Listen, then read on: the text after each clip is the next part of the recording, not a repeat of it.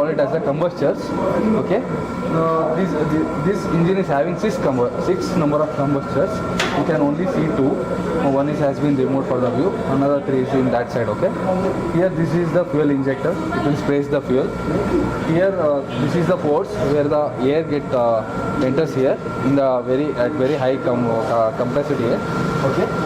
The exhaust gas coming out of the combustors will be having very enormous amount of temperature, pressure and velocity it will be having, right? This is the axial blade turbine, two-stage turbine. So in normal Boeing 707 and all the 240-seater passenger aeroplanes, around 30 to 40 stages will be there. Okay, multi-stage. This is only having two. It will expand the exhaust gases which are coming out of this combustors. In turn, it will start rotating.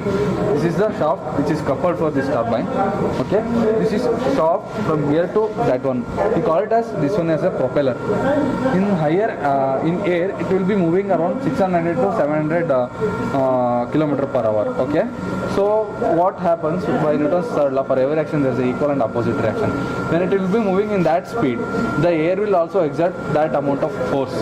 Okay, so what will do here, it will be rotating. These are the step down gears. If it rotate only one, don't touch.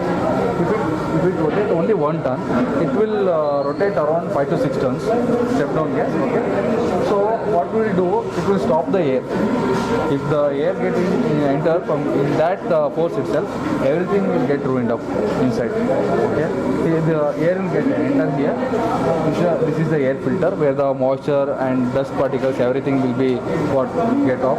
Okay, this is the compressor inlet here. These two compressors are there, which are has been this one coupled for this turbine shaft itself.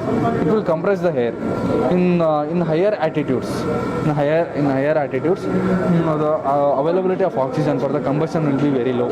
It will help in that one also. It will supply the more number of oxygen. So same procedure will happen. Here this is the nozzle.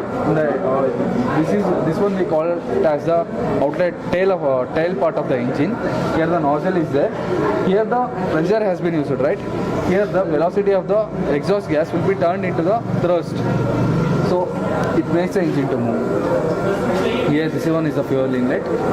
The white kerosene or white petrol will be used as the fuel.